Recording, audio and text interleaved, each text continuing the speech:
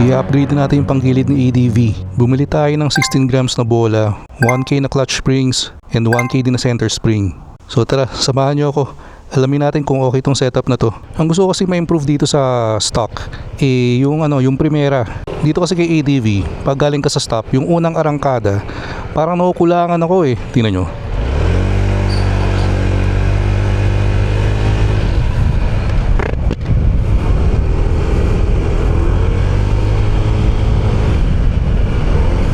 Kumbaga parang hindi siya nagtatagal sa low gear. Kumbaga sa mga marunong mag-manual, parang sa segunda ka nag-start. Tapos feeling ko mabilis din siyang magpalit ng gear. And ganoon naman talaga dapat kung gusto mong matipid yung fuel economy. Kung may motor kang manual o kaya auto, di ba pag nagtitipid ka sa gas, mabilis kang magkumambyo. Yun, pag gusto mo namang bumira, sinasagad mo muna yung RPM bago ka mag-shift. Dito kasi kay Honda, understandable, talagang matipid to eh. So nakasetup to na yung fuel economy is aabot ng hanggang 45 kilometers per liter. Kaya sana ang expectation ko dito sa bagong setup natin, yung ikakabit natin, sana mas bigyan tayo ng primera or mas patagalin tayo sa lower gear.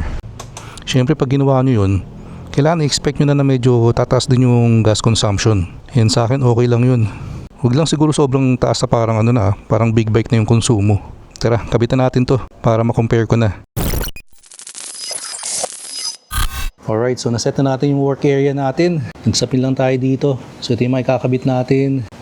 Yung center spring, clutch spring, tsaka yung bola. Naglagay na rin tayo ng tray dito. May high temp grease na rin pero mukhang hindi ko naman kailangan to kasi kakalinis lang CVT natin. Ito naman yung holder na gagamitin natin para ma-torque spec natin yung nut dun sa clutch lining tsaka yung bolt dun sa bell. Ito naman yung Y-tool. Ang gagamitin natin to para ma-torque spec natin yung bolt dun sa drive face. Siyempre mga T-wrench. And ito yung 39mm socket para naman dun sa nut dun sa clutch lining. And may impact wrench na rin tayo dito. Pero gagamitin lang natin to pang luwag. Hindi natin to gagamitin pang higpit. I-torque spec natin lahat. Gagamitin natin tong torque wrench. Maganda dito guys na nabili ko. Kompleto na ng socket. May mga screw head na rin. May extension. And ano to guys, 10nm hanggang 110nm. So pasok na pasok, pang motor talaga. And may circlip pliers na rin tayo para madali magtanggal nung clutch spring. Isa lang naman kailangan dyan pero kasi binili ko 4 na eh. Isang set na, mura lang naman to. Pero bago tayo mag-start guys, magsuot muna tayo ng gloves. Napakamura lang nito, kaya siguraduhin yung protektado yung kamay nyo kung nagdi-DIY kayo. Lalo na kung nagsi-CVT cleaning kayo. Kasi yung cleaner, yung degreaser, medyo rin din eh. Harmful din sa balat. So una natin gagamitin guys itong impact wrench. Pero pang luwag lang to. Kailangan nyo lang ng 8mm socket para dun sa CVT bolts. So tatlo yan guys, same size. May isa palang hex dito. Kailangan nyo lang gamitan ito. Hindi ko lang kung anong sukat eh. Okay. Pagtatanggalin nyo pala itong cover guys, huwag nyo muna agad hilahin ha. Kasi may naka-clip dito. Yan, kailangan nyo muna tanggalin yung naka-clip na yan. Pipisilin nyo lang sa likod, sa kabilang side. Naka-clip kasi yan eh. So pag napisil nyo na sa likod, tatanggal na yan. Then hilahin nyo lang to. Alright. Yung pag first time yung binaklas, punasan nyo na rin muna para malinis. Dito naman sa crankcase, merong 10 bolts yan. 3 different sizes. May isa lang na hindi accessible, nakatago, 8mm. Unahin na natin yun. So buti na lang, may manipis tayong ratchet para maabot yung nakatago. Ito guys, yung bolt na nakatago, yan, 8mm yan. Alright. So 6 yan guys, same size. So dito naman sa right side ng crankcase, 3 yan. Ganyan kahaba. Yung isa hindi ko matanggal eh. Paghugot na lang natin ng case. Then ito naman guys yung sa gitna ng crankcase. Isa lang yan, pinakamahaba. So again, 10 total bolts yan. 6 nito ng maigsi. 3 tong mas mahaba ng konti. Then ito yung pinakamahaba. Isa lang to sa gitna. Pag tinanggal nyo guys, dahan-dahan lang. Ito yung isa. Maganda guys, pag nagtatrabaho kayo ng ganito, maglagay kayo ng tuwalya sa sahig. Mura lang naman yung mga ganitong microfiber para siguradong hindi magasgas yung mga parts nyo. Ito guys yung drive face. Yung sa likod naman yung pulley. So ito man yung tatanggalin natin para makabit natin yung bagong bola. So dito sa drive face nut, ang sukat nito is 22mm. So ito yung socket na gagamitin natin. So ito guys yung nut. And merong isang yan. And meron ding matabang washer. So ito guys yung drive face. Kapain nyo lang. Linis pa naman yun sa atin. Wala namang uka. Ito yung mga spline. Okay pa rin naman. So bagong linis lang din naman kasi ito eh. Tapos yung belt, usog nyo lang muna.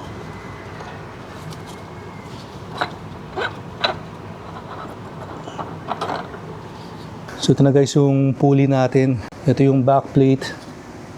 Ito yung mga slider piece. Hindi na natin tatanggalin yan. Then ito na yung mga bola guys. So yung stock ng ADV 160, 19 grams to. Teka. So yun guys, 19 grams ang isa niyan. So ito na guys yung bago, 16 grams. Ang napansin ko lang, dito kasi sa stock, may sarado. May sarado, may bukas. And may proper orientation yan sa dito sa pulley. Kung nakaharap sa'yo guys, dapat nasa kanan yung sarado. Ganyan dapat. Pero since parehas may butas to, so tingin ko wala naman sigurong orientation to. Yan guys, nakapit na natin. Straight 16 grams to May mga nagre-recommend kasi sa akin na naghahalo sila ng bola. Parang 17-15 yata. Pero pag tinotal mo naman yun, same din, di ba? Same ng total grams. So straight 16 na lang tayo. Subukan muna natin to. So bago natin ibalik tong backplate, may hinahanap akong marking dito. Kasi dun sa video ni MotoBeast, tinapat niya yung K40. Dun sa may marking dito para daw top dead center. Sa atin para wala makitang bilog dito. Although dito may marking, so dito na lang siguro. So K40 dito, tapat natin. May marka rin sa labas Feeling ko ito yung pintura na yan Alright, so nabalik na natin yung backplate. So ngayon, tanggalin na muna natin to para isang kabitan na lang. So dito naman sa bolt sa bell, 19mm yan. So gamitin nyo lang ng tamang socket size. And may washer din yan guys Huwag nyo lang pagbaligtarin ang washer kasi parang mas manipis ng konti ito. So ito na yung bell natin. Bagong linis pa naman yan. And pag tinanggal nyo pala to guys, tingnan nyo yung orientation ng belt nyo para to make sure mabalik nyo ng tama. Like sa atin, yung Honda nakaharap sa akin. Sa iba kasi itong Honda nakaharap sa kabila. Siguro sa pagbabaklas ng CVT, ito na yung pinakadelikadong part. Kasi kailangan natin paahin to Kasi merong yung center spring nandito sa loob, kailangan mong luwagan tong nut na to. Kailangan natin tanggalin. So, ang tendency niyan, pag tinanggal mo yan, mag-e-expand or ma-decompress yung spring. So pag hindi nyo nahawakan ng tama, pwedeng tumalsik sa mukha nyo to. So delikado yun guys. Tatanggal muna ako ng gloves dito. Medyo madulas kasi to So ang sukat pala nito guys, 39mm.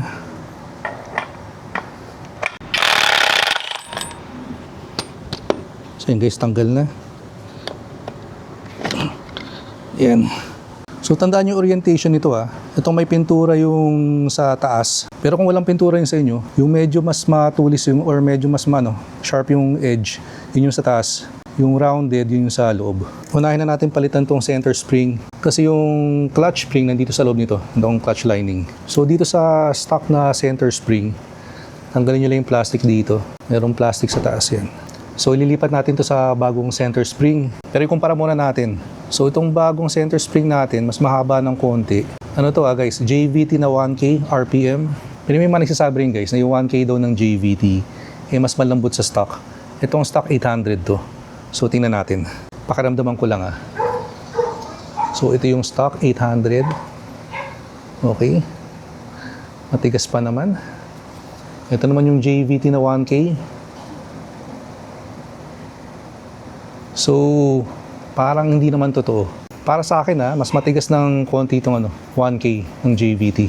And wala namang orientation to, kahit anong direction pwede. And ibalik lang natin itong plastic. Ayan. Huwag nyo kakalimutan yan guys. And last naman itong yung clutch springs. So, kailangan lang natin tanggalin itong plate na to. Ano pala muna, sorry, bago yung plate, yung circlips muna. Susungkitin natin yan flathead. First time ko magtatanggal ito. Pero tumatalsik daw to kaya alalayan nyo lang. Ito guys. Yan itong circlip, merong orientation din yan Nagtanggal muna ako ng gloves. Mas hindi ko maramdaman Yung medyo mas matalas yung sa taas. Tapos yung rounded naman yung sa ilalim. Not sure kung kita sa camera. Pero mas maganda, pag tinanggal nyo, huwag nyo nang baguhin yung orientation. Circlip number 2. Number 3. Tapos itong clutch plate, susungkitin nyo lang ng flathead. Yung pag natanggal nyo na, again may orientation to. Yung sa akin may markings, itong mga may pintura na yan, yan yung taas. Pero kung wala yung sa inyo, again yung matalas na part, yun yung taas. Tapos yung rounded, yun yung sa ilalim. Nagtanggal na muna ako ng gloves kasi hindi ko maramdaman yung yung mga matatalas na part. Ito na yung mga clutch spring, tatlo yan. And kailangan meron kayong circlip remover o kaya circlip pliers ang tawag dito para mas madaling tanggalin. Alright? Dali guys, diba? Pag wala kayo nito, may hirapan kayo. Number 2. Number 3. Ito guys, yung clutch lining nyo. Make sure lang na yan, dapat free play yan. Dapat hindi maganit. Check nyo lang.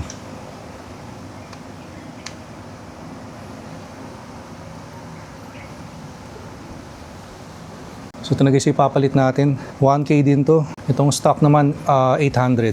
Side by side natin, mas mahaba ng bahagya yung yung JVT. At kaya ganun?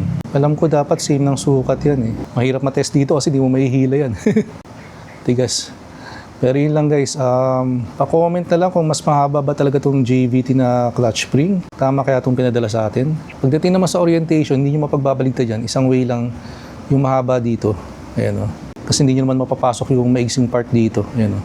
So lagyan nyo na muna lahat. Then gamit yung magic tool natin. Ramdam ko na mas matigas siya.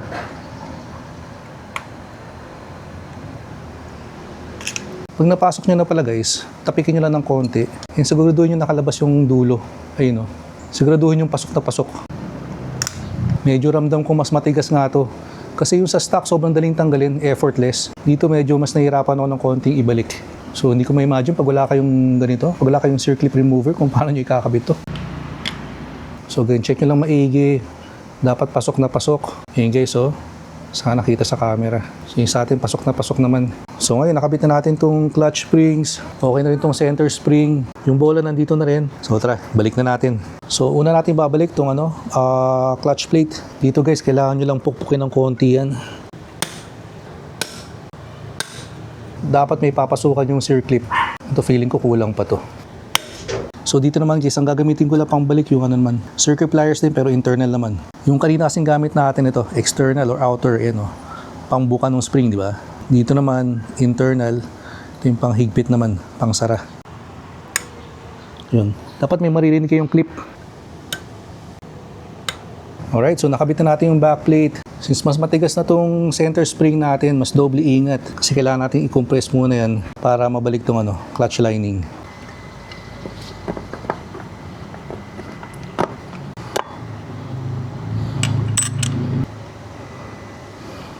Then pag nalock nyo na, kamayin nyo muna ng konti. Impact lang natin ng konti, tapos mamaya i-torque spec ko to. So gagamitin na natin yung holder natin para ma-torque spec natin tong clutch lining. Siguraduhin nyo lang na masikip. So ngayon, ang higpit dapat nito is 54 Newton meters. Set lang natin dito. Buti madaling mag-adjust dito sa torque range na nabili ko. Hilahin mo lang to, then ikot mo.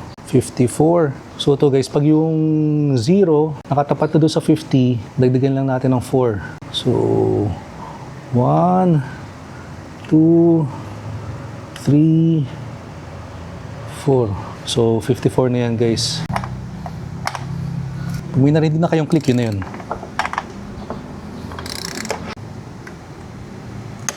Yun guys, narinig nyo yun? So guys, pakinggan nyo ulit ha. Yun, may click na. May problema lang tayo dito guys. Yung sa Y tool natin, parang masikip yun. Hindi masyadong pasok dito sa drive face. So yun yung problema natin guys. Medyo masikip itong Y tool dito sa drive face. So baka hindi natin ma-torque spec to. So hindi pa ako sure kung paano mag-top dead center, pero may dot ako nakita dito. Dito yata yun. So I'm not sure kung kita pa sa camera. Medyo madilim na eh. Pero may dot dito. Kasi tapat na lang natin itong itong may mark din natin na top dead center dito sa dot. Sana top dead center nga yan.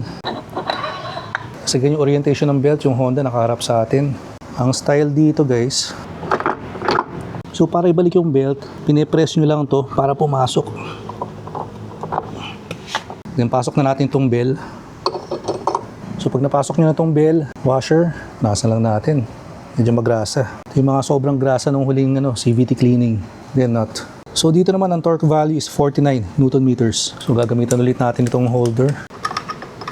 Then set natin ng 49 itong torque wrench to 50. So kung nasa 50 ka, magbukas ka lang ng isa. Yan, 49. So again, hintayin nyo lang yung click.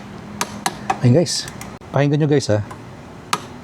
Pag narinig nyo yung click na yun, yun na yung set na torque value. So napanood ko pala kay Moto Beast, since ito yung dot natin, top dead center, kailangan yung isa dito sa bilog ng drive face, doon nakatapat. So, hindi natin ikakabit. So kamayin nyo muna. Then, so okay na siguro yan. Wala guys, hindi natin magamit to. Ayaw pumasok. Tinignan ko naman sa reviews, kasya daw sa drive phase ng ano to, ng ADV PCX. Pero wala eh. Pag nakabit nyo na lahat, palalapatin lang natin yung belt. Ayan. So nakita nyo guys, lumapat na. Alright. So tamang-tama naman nung sikip ng nung belt. Ibabalik na natin tong crankcase. Alright. So ibalik nyo na lang yung bolts. Unahin nyo lang yung nakatago. Wala naman yung medyo mahirap eh. So para naman sa mga CVT bolts, 10 Newton meters lang to. So nag-click na kagad.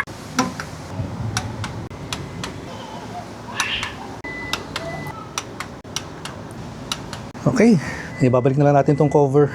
So unahin nyo muna dito. Then hilahin nyo pataas. In case pag binalik nyo to, dapat marinig nyo yung tutunog. Ayun. So dito guys, yung sa cover, i-hand tight na lang natin yan. Gamitan nyo na lang ng T-wrench.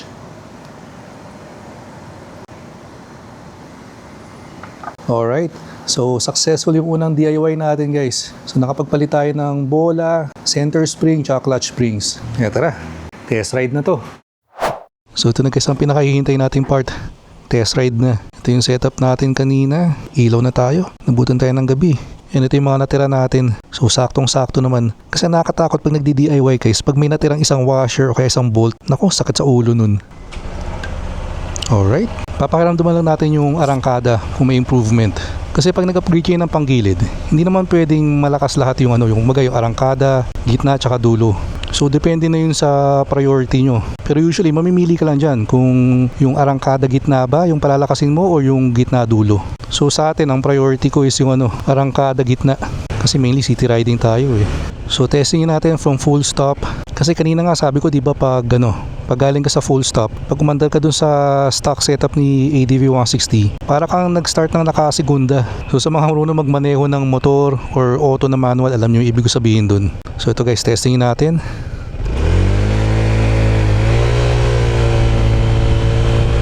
Oo, mas malakas siya. Ramdam ko.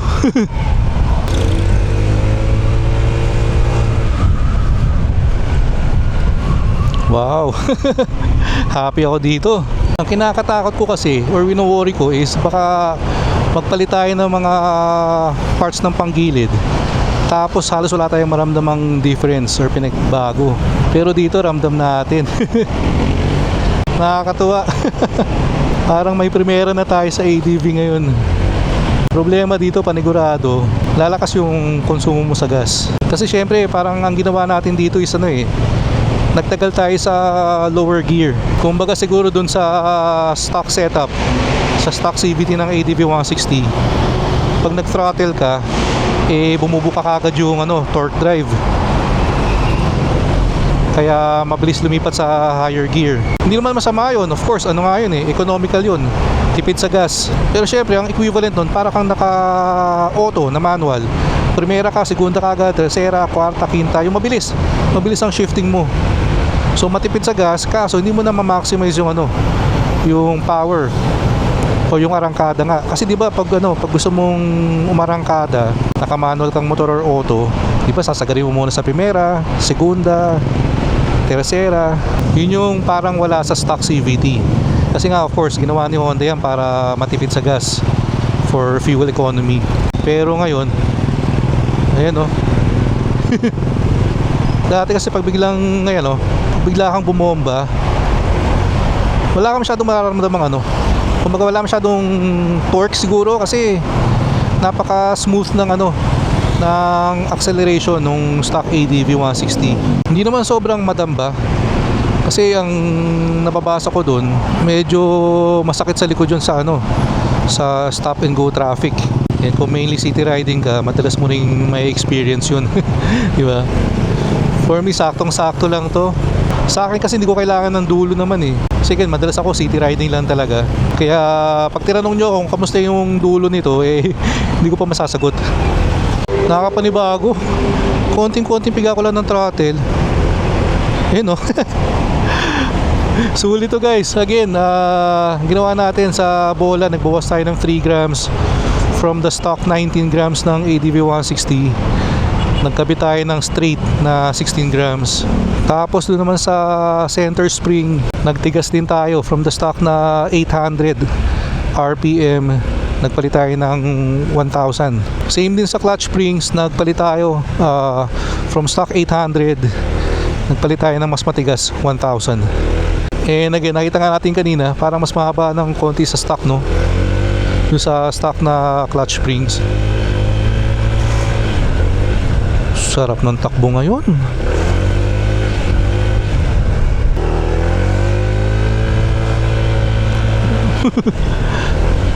Mawiwili ka. And magandang combo rin pala to, na panay research kasi tayo eh. Pero correct nyo na lang ako kung may mali akong masabi ha. Pero magandang combo yun na pag nagaan ka ng bola, tigasan mo ng bahagya yung center spring mo. Kasi pag mas matigas yung center spring mo, mas napipigilan nyo yung pagbukas ng yung pagbuka ng torque drive. And again, pag bumubuka yung torque drive, ibig sabihin nun, nag-shift ka to higher gear. So parang mas na-maintain mo na nasasagad mo yung lower gear mo. Sana tama yung intindi ko. Yung sa clutch spring naman, pag mas matigas, ang epekto nun hindi basta-basta lumalapat. Kasi minsan parang parang hindi ka pa nakapiga. Kung malambot yung clutch spring, lumalapat na kagad sa bell. Ang gusto mo, lalapat lang yung clutch lining mo sa bell pag pumiga ka na. And pag mas matigas yung clutch spring mo, mas sporty or mas aggressive daw yung ride. Kasi pag pumiga ka, kagad yung clutch lining mo sa bell. So ikot kagad yung gulong mo nun. Then pag nag-close throttle ka naman, disengage din kagad yung clutch lining mo kasi nga matigas yung spring, di ba? Ang iniisip ko lang doon, kung paano kung sobrang tigas ng clutch spring mo pala, mga tipong 1.5, kamusta kaya ang engine braking mo nun? Kasi pag matigas na yung clutch spring mo, pag nag-close throttle ka, kumbaga disengage na kagad yung clutch lining mo sa bell, di ba? So parang freewheeling ka na nun. So walang engine braking. So yun lang yung tanong ko pag sobrang tigas nung clutch spring, kung ganun ba yung epekto. Pero sa atin nagtigas lang naman tayo ng konti. Again, from 800 nagtaas tayo to 1,000 lang. May mga nababasa rin ako before na pag nag-upgrade ng panggilid, pwede raw maging yung mahiyaw ba yun or ma-RPM. Sa atin parang hindi naman. Kung tama yung intindi ko doon, yung mahiyaw is yung tumataas yung RPM pero hindi naman umaandar or hindi naman nag-equate sa sa arangkada. Kumbaga panay ingay lang. Yung sa atin naman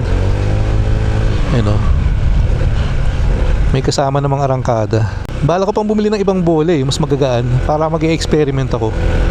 Pero sa ngayon mukhang happy na ako dito. And 75 kilograms pala ako. Kasi syempre, yung performance nung CVT mo, depende rin sa sa bigat ng rider. Kaya yung pwedeng maganda sa akin, itong setup, 16 grams straight, tapos 1K na springs. Sa akin, for me para sa bigat ko, very satisfied ako. Grabe. Nakakatuwa sobra, seryoso guys. Ba't ngayon lang ako nagpalit ng panggilid? Ayan siguro orasan din natin to. Kasi mayroon akong old video nung stock na sa ADV. Inurasan natin yung 0 to 60, 0 to 80, 0 to 100, yung acceleration para ma-compare natin dun. And going back pala doon sa natin doon sa nung binabalik na natin. Hindi ko ma-torque spec yung drive phase. Kasi ayaw pumasok ng Y-tool. Hindi kasya dun sa dalawang butas sa drive phase. So guys, baka meron kayong recommendation kung anong gagawin dun. So in-impact na muna natin. No choice tayo Torque spec na lang natin pag pag may way na. Bago ko bilhin yung Y-tool, tininan ko muna yung mga review para siguradong kasya sa drive phase ng ng ADV. And merong isang review dun, sabi kasya naman.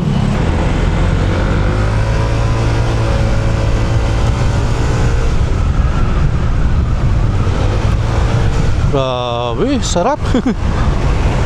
Pag matagal kang stock, ma-appreciate mo yung ganitong takbo. Nasanay ako sa stock na ADV kasi talagang matagal yung buwelo niya Siguro doon sa stock, confident kang dudulo talaga yun. Pero medyo matagal mong mahihit yung yung 100 kph. Kumbaga pag pumipiga ka, sinasagad piga mo, linear talaga yung acceleration mo. Pero ito na guys ito na yung nakakatakot na part. Kasi ang sabi ko ano lang sabi ko bola lang, center spring, clutch springs. Pero sobrang natuwa ako sa performance. Siyempre mag-iisip ka na, palitan ko na rin yung palitan ko yung pulley, palitan ko yung clutch lining, palitan ko yung bell, or pakalkal ko yung pulley. Di ba? So ayan na, ang bisyo na to, bisyo. Kasi bola spring pa lang, ang laki na ng ngiti ko Nakita pa naman akong pulley set na JVT rin. Parang gusto kong gawing dilaw lahat So guys, kung may mga recommendation kayo na magandang gawin sa panggilid natin, pa-comment lang. Tingin ko goods na ako sa bigat ng bola nito. So guys, quick plugging ko na rin pala kasi malapit na tayong mag 100,000 followers sa Facebook page natin. And bilang pasasalamat sa suporta nyo, magpaparaffle tayo doon sa Facebook page natin, sa Newbie Rides, pag nahita natin yung 100k followers. Kaya make sure na naka-follow din kayo doon. And doon naman sa mga hindi pa naka-subscribe dito sa YouTube channel natin, favor na rin, baka naman. Click nyo na lang yung subscribe button below. And pa-like and share the video. So again, maraming salamat sa mga sumama sa pasyal natin today, sa mga nanood. And again guys, first time ko lang din nagbukas ng panggilid, first time ko nag-DIY. Kaya doon sa mga beginner din dyan, huwag kayong kabahan. Sana makatulong tong video natin. Kung may tanong kayo, comment lang kayo or PM nyo ako sa Facebook page. Sagutin ko yung mga tanong nyo sa abot ng makakaya ko. So maraming salamat sa mga nanood ng video natin today. Kita-kits sa next one. Ingat kayo lahat palagi, always ride safe. Peace out.